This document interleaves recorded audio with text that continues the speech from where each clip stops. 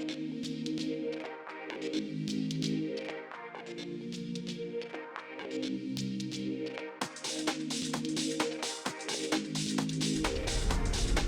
to see what's next.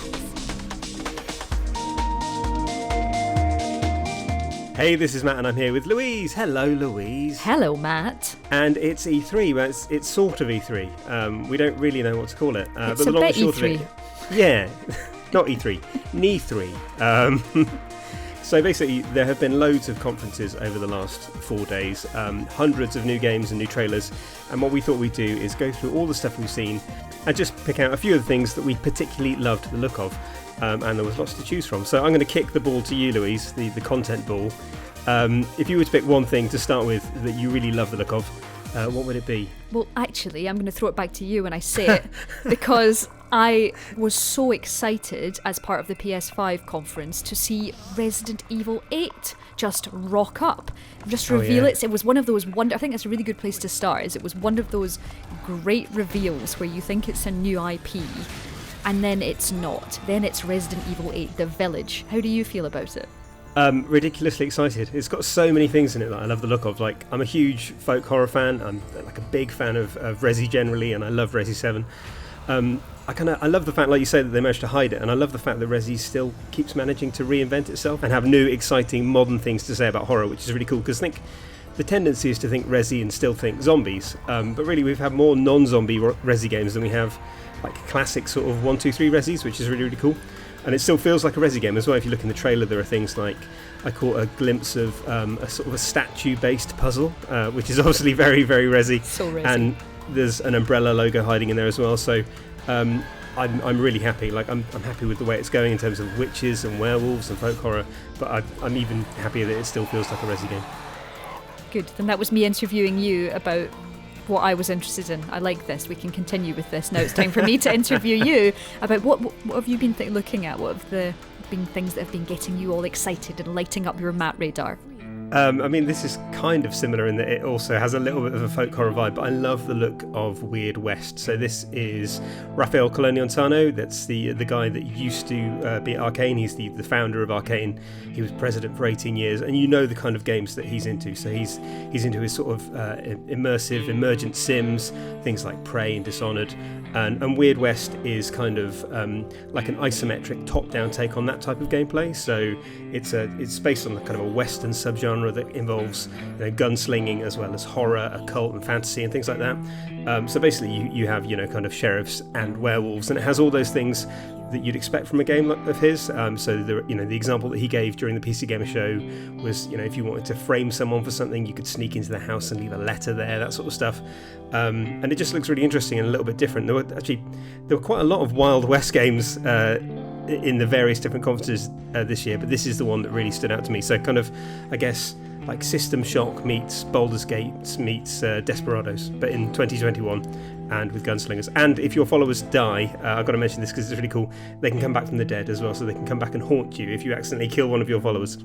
That's amazing. I love that. And also, I think, of going on from that and talking about a little bit of Dishonored, Arkane's new game, Deathloop. Yes. It looks amazing. You've got this amazing stylized, the kind of playing with the lovely things that were so inventive about Dishonored, but playing with them in this endless loop of death that's kind of like a dance as you play as these assassins who are basically endlessly pitted against one another. Like, even from, you feel like you want to plug it into your veins, don't you? You look at this trailer and it looks glorious, but then knowing that you've got the inventive, deathly nature of Arkane behind it makes it so exciting. Yeah, absolutely can't wait for that. It just looks so cool, and someone likened it to Groundhog Day, so kind of Groundhog Day meets Grosse Pointe Blank. And if you don't want that, then I'm not sure what you do want. You shouldn't be playing games. Absolutely. Was there anything else that stood out to you that you particularly liked?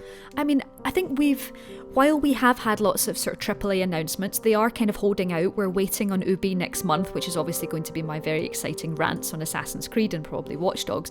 So actually it's been a really good time to look at indie games. So there has been an absolute smorgasbord of indie stuff. And I think kicking that off would be It's very adorable, and it sounds like I'm saying this just because it's cute, but it is cute. And it's Stray. Did you watch that on the PS5? I did, launch? yeah. It was one of many cat games in that stream, but I love the look of that. Yeah, a lot of cat games, and I think the fact everyone likes cats, but I think there's the beautiful thing about it is it's in this robotic world where all these faces look so sad, and it's just this living cat in the middle of it. And it's one of these really interesting premises where you're like, you don't know anything about it. You're just a cat in a world, but you want to play it and you want to discover it. And I think times like this is good for working out, hey, that's an indie game that I have no idea what I want to do with it, but I'm going to do it anyway. But also on the indie front, we finally have a, vague release date for Outlast, Matt. Outlast! I think I've been talking about Outlast for 2 years, which if you haven't seen Outlast, it's kind of like Animal Crossing meets Pokemon with dance battles. That is legit. And you grow Outlast out of seeds, and you have them follow you around, and you do wholesome, lovely things like gardening and making cakes and having these adorable pets, and just, it's very cute, and it's now finally coming out in summer, so that got me excited. Yep, absolutely worth the wait, and it looks completely adorable, and I can sense your excitement, Louise. Squee. You've been waiting so long. Oh. And on a slightly less adorable note, Hitman 3. There you go, murder, from Outlast to murder in the woods. They've not, obviously Hitman 3, we know it's coming, we saw that trailer. Do we know very much about it though? A little bit. So obviously Dubai is the setting of that, the first sort of part of the game. It's the conclusion to the World of Assassination trilogy, which kind of, it makes it sound a little bit like a travel show, like, which it basically is. Hitman, Agent 47 goes to Sapienza and shoots someone. So it's still part of that same world, and apparently it's kind of, they build it as a more intimate adventure. So it kind of sounds like this time it's personal. I'm pretty sure in the past it has been personal with Agent 47. It's personal again. That's the this time it's personaler. Yeah. The personaling. I'd love that to be the tagline. With the picture of Agent 47 as the flamingo that we dressed him as in our Let's Play. This time it's personaler. Yeah, I think inventive, I suppose that is going on again. The way that we want to get more inventive, we want to get more fun, we want to make things our own. And I suppose even though we're going into a new generation, we're still very much focusing on making the better versions of the games that we've already played. More choice, more, if we hate to say emergent gameplay, that's one of those dev terms, but that's definitely what's coming. Yeah, absolutely. And as well, as PC gamers, we have the benefit of kind of cutting edge tech all the time, but it's going to look amazing. And Hitman 2 and even Hitman 1 both look fantastic. We featured them in our best 4K games list, and this, especially in Dubai, sort of at the top of glittering skyscrapers and so forth, it's just going to look incredible. Was there anything else that caught your eye, Louise? Well, on the PC gaming show, they actually revealed at the very end, I'm into my Outlast. I like Outlast 1, I'm not such a fan of Outlast 2, but Red Barrels is working on Outlast Trials, which is actually a multiplayer version of Outlast. So it's kind of the thing of, how, you want to be terrified out your brains? Bring your friends. And the trailer is actually really pretty gory. It's got one of those horrible sort of torture-y moments where someone's sitting... It's very hostile, isn't it? Yeah, you're sitting on a chair and the leather around the wrists, and it goes for a very bloodied drill. But the thing is, and thankfully they zoom out for this, they're actually fitting night vision goggles to the person. So you're obviously being put... They've not said exactly how it's going to work, but they're saying it's a shared experience. So you're... Going by the trailer, you're being put in with friends, and you now no longer have the camera, because previously you had the camera, now you've just got night vision bolted onto your eyes. And horrible things chase you and attack you. And going by the trailer, they actually do chase you and attack you, and you don't get away. So I think it's going to be really interesting what Red Barrels are going to bring to shared horror, because... things like, Dead by Daylight and Friday the 13th aren't as scary as they could be. They're quite scary when you've got someone playing as the monster. They're sort of hide and seek scary, aren't they? Yeah, but Outlast itself, Red Barrels is very good at creating worlds. So it'll be interesting to see what kind of shared world we go into and whether we can actually, even save each other. But going by that trailer, it's going to be nasty again. Any suggestion do you think you might actually end up being the monster or not? I think going by that, I think we're going to be against whatever Red Barrel throws at us in terms of that. So I think we'll be the ones in the night vision, because that's their MO, isn't it? Really just running around in the dark and being afraid. I don't think they're going to give you any of the power of being because that's the power association might take it with away, that. mightn't it? Exactly. Yeah. So you need to feel like a victim at all times. Speaking of, sticking your hands to dead bodies and blood and guts and things, Surgeon Simulator 2. Yes. Hey, and also it's such a difference, isn't it? Because they're basically the same thing. If you look at the trailer now, it's just people dancing around and sawing things to bits, but it's fun. If anything, the Surgeon Simulator trailer was more violent than the Outlast one. Rains of heads and skulls, but I think the fact that you can do it with friends. It wasn't that Surgeon Simulator was stressful enough already as you tried to manipulate 5 digits and tried to get them to hold a saw. Doing it with friends is even more fun. So I can't wait to let's play that. Oh, we're going to be terrible. Everyone's just going to die. That's going to be. There's no one. I don't think I've ever managed to really complete a successful Surgeon Simulator operation. Have you? No. And the last thing I needed was another pair of hands in there. I also love that they've got round the fact that that those kind of first-person games, your character often looks quite weird when you move the camera around. And to get around that, they've just left it. So everyone kind of walks around with their hand directly in front of them. Everyone's looking like they're part of a Backstreet Boys video, and they're wearing mummy outfits. That's what it looks like. It. I'm so glad they stuck with it. I mean, there are loads and loads of other things we could talk about. I absolutely love the look of Little Devil Inside, which looked like a PS5 exclusive, but apparently isn't. That is coming to PC as well. Exciting. So I think if we quickly round up all the other stuff before this video becomes as long as the streams themselves.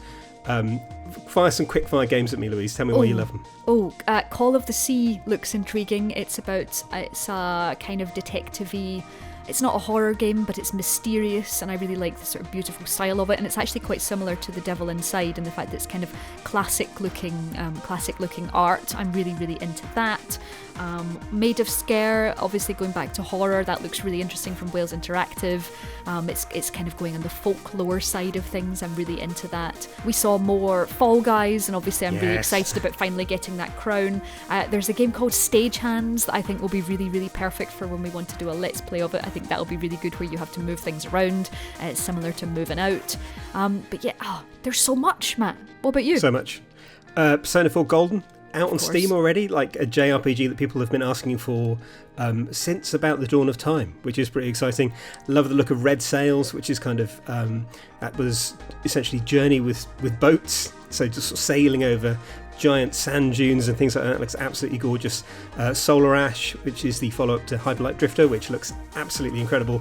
And I really like the look of Shadows of Doubt as well, which was kind of a low-key voxel detective game set in a sort of sci-fi noir city, which is ticking a lot of boxes for me. But yeah, just loads. And Serial Cleaners. I'm excited about a Serial Cleaner sequel. Why do I always think about the horrible things? But I'm quite excited by that too. But it's set in the 90s, I think, which is cool. So I'm into that as well. So much. I love your choices fun. Are either adorable cats or just visceral horror. Stray ooblets and really nasty things, but never mashed up, never together. And like as weird as this year has been, it's lovely to see all these games, and there are more coming as well. So this isn't it. Fake E3 isn't over. We've got EA Play on 18th of June. Like you said, Louise, the Ubisoft conference, which is next month. There's a Cyberpunk stream. There'll be a Devolver conference as well. So there will be loads more things to talk about. And I'd love to do another one of these because it's been fun. It has been. It's been fun to speak to you, Matt, in actual person. I've missed you. Oh, thank you. So do let us know what you're most excited about. Like, let us know if you're more excited about the AAA stuff you saw, or if it's the indies that are getting you really, really pumped for all the upcoming releases. And don't forget to subscribe to the channel and ring the bell of awakening. That's what I call it. It's a Dark Souls joke. So you know terrible. When our next video. It's great. Everyone loves that joke. I'm going to keep doing it, Louise, until someone actively tells me to stop that isn't you. Stop.